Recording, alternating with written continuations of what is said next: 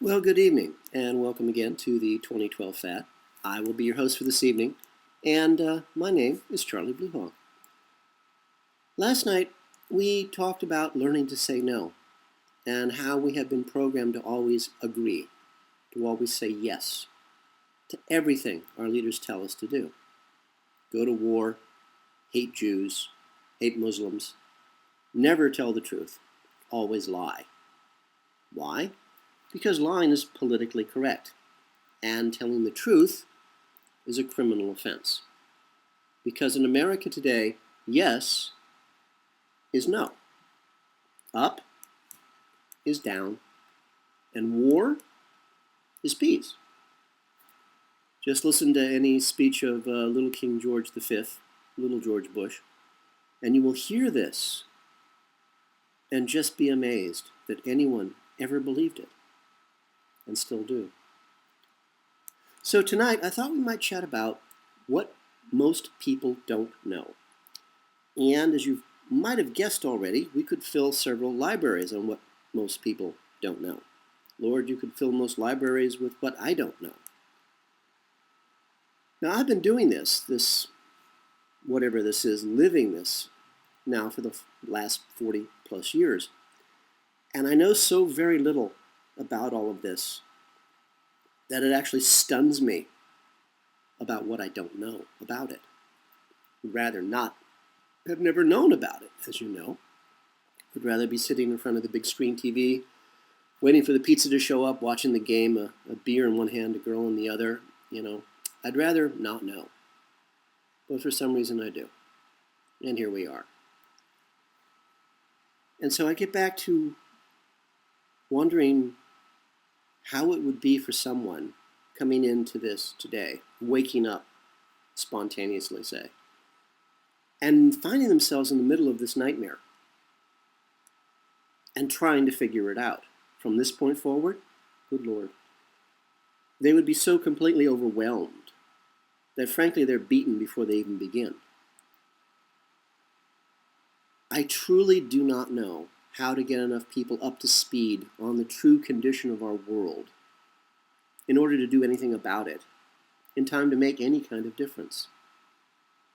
And the truth is, the very sad, the very blunt truth is, it really is too late. And the truth is, all we can do now, you and me, is run and hide. We just have to stand by, somehow, and watch the planet flip. Watch and let the wars burn themselves out. Watch and let the starving billions be wiped out by floods, by earthquakes, by the nuclear power plants that were designed by General Electric, and in such a criminally moronic way that they're melting down in Japan right now. We just have to go up into the hills, get into a cave, close the door, and live our lives.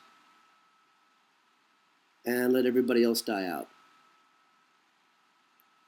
We just can't help them. There's nothing, quite literally, there's nothing you and I can do. Nothing. We very, very painfully few, will live on. Just because we knew enough to survive. We knew just enough to run and hide. We knew just enough to plan. As I always tell you, please have a plan. Some kind of plan. Look around. Decide what you're going to do. Commit it to paper. Commit it to writing. Work with whoever you can. And when the time comes, and you will know when the time comes, you just quietly pick up and you walk away. Don't try to save anybody. It's too late. And so, this leads us to what most people don't know. Excuse me. What most people don't know is that children raised in homes without both parents, male or female, husband and wife, single family homes, let's say, children without a mother and a father, without a husband and a wife, grow up to be unstable. They have a lower intelligence level, and they're more prone to criminal behavior, drug use, and are more prone to have more children that they can't support, And they pass this along generation after generation. And you know, our masters know this. They've been herding us for thousands of years. They know that the best way to control the cattle, you and me, is to break our minds when we're young. Break the foundation on which we might have built a stable, steady, intelligent life. It makes us easier to control. This rule sadly also applies to same-sex couples raising children. Personally, I don't care. I really don't. But it's true. Without that stable male-female base, that foundation to begin our lives, we're all pretty much set in our life's course by the age of 5. Now, I've personally seen this. I've personally seen single children brought up in a male-female environment, husband, wife, mother, father environment, and they're amazingly stable. They're very intelligent. They're very grounded. And they tend to create the same environment for themselves and their partners before they have children. Me, myself, having grown up in one nightmare after another, I can see very clearly the difference between myself and people raised in, I don't want to say a natural setting, because homosexuality and bisexuality are normal parts of nature. So I can't say children raised in a natural setting. I can say that a lot of scientific study has been done on this for decades that shows that children, preferably single children, with a male-female environment, a father and a mother, a husband and a wife, grow up to be incredibly stable, well-adjusted, well-balanced, and are very intelligent, especially when the women are a little older before they give birth. I think the optimum, as I recall, please don't quote me, woman around 40. Husband could be of any age. But when the women are older, the children also seem to again be more stable. It's just my observation and the scientific studies that have been done in so many different countries. And I came from Los Angeles, from Hollywood, the weirdest place. Well, it used to be the weirdest place in the world. Now it's pretty much standard. And I knew dozens of lesbian couples who were having sex with men just to get pregnant. And then the girls would raise the children without the fathers. And they do this for money. Lesbian couples were actually having babies in Hollywood so that the state would support them. They would never have to work. It was a good environment. Yeah, well, I can't say it was a good environment. It was a financially desirable thing to do. And those children, whom I knew, I don't even want to think about them because, frankly, they're the future, and they're all broken. They're criminals, they're drug users, they're gangbangers, they're thugs, and the mental ability, you can actually see when a child is not stable. And it's horrifying. And again, it's too late. The nightmare's been created. And they're going to pass that nightmare down to their children and their children and their children. Again, I don't personally care, if you're gay or straight. I don't care. But again, these are studies from all over the world you can find at your local library. Again, the local librarian at the reference desk is your best friend in the world. Go and visit them. Say hi. They'll help you. What most people don't know. AIDS is a man-made virus. The last time I checked, there were 900 variations of the AIDS virus, which in nature is frankly just not possible. What most people don't know is that a virus is a silicon-based life form. You and I are carbon-based. A virus is a silicon-based life form. It's alien. I mean, quite literally, it is an alien form of life. And it's so small, it can actually float through a solid wall and never even notice the wall. So here's the question. If a virus is so small that it can float through a solid wall, how is a little piece of plastic, a condom, supposed to protect you from AIDS? What most people don't know, the AIDS virus dies instantly in the presence of oxygen.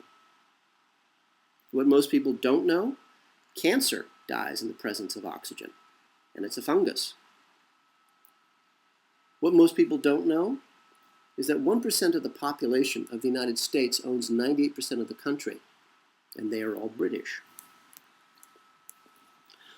What most people don't know is that the Queen of England is the descendant of Babylonian slave traders through Egypt and then through Israel, and now sits on the throne of London, which sits on top of, I believe it's called the Jacob Stone. I got to look that one up. That's a good one to look up for you.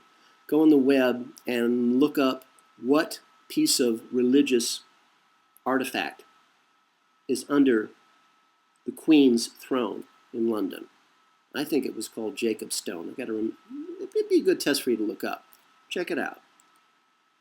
Anyway, it's a stone from the wall in Jerusalem. And that Queen Elizabeth is actually the ruler of the 13th tribe of Israel. What most people don't know is that Queen Elizabeth in England and Queen Beatrix of the Netherlands own the Western world, which includes you and me, because under British maritime law, anyone born in the United States is a slave, and that slave is the property of the federal government. Under British maritime law, we are the property of the Queen of England. Look that one up, that's for fun. Look up a gentleman by the name of Jordan Maxwell at his website, www.jordanmaxwell.com. He's brilliant. Listen to everything this man says. He's a genius. What most people don't know is that through black magic ritual, all of our paper money is cursed. Yeah, it's a way for our masters to pass their evil on to us. So they go to their version of heaven, where Satan worshippers think heaven is, or why they would want to go there is, again, a puzzlement to me, but that's where they want to go, and they'll leave us all in hell, because they've passed their evil on to us. Again, this is a good time to go to rense.com, R-E-N-S-E.com, and listen to the interviews that Mr. Jeff Rense does with a gentleman by the name of Tim Rifat, R-I-F-A-T. These guys are truly a brilliant pair of fellows. You will get a 4-year college degree just by going to rense.com every day. What most people don't know is that our Earth, every 32,000 years, flips end for end when a large, dead brown dwarf star, companion to our own yellow sun, passes through the plane of our solar system. It's just the way things are. What most people don't know is that the descendants of those who survived in the past, the Catholic Church is a good example, survived these flips of the planet every 32,000 years. They've been hoarding knowledge, event after event, cycle after cycle. Now they have technology that's 5,000 years ahead of anything that you or I could even begin to understand or comprehend. Most people don't know that pollution is not necessary. It's a deliberate plan to shorten our lives, to wipe us out, keep us under control. Because our masters know that as that dead brown dwarf star passes through the plane of our solar system, the electrical discharge between the planets that will leap from planet to planet. Can you imagine a lightning storm leaping from us to the dead brown dwarf star, leaping from the dead brown dwarf star to Mars, lightning striking planet to planet, because the universe is electrical. That's it. That's not that hard. Our masters know that that electrical storm, that planetary lightning, will actually dry clean the Earth, and all of us with it, if you're on the surface. What most people don't know is that the new religion practiced in the U.S. government and the U.S. military, which you have to join or you're driven out of the government, you're driven out of the military, is actually Satan worship.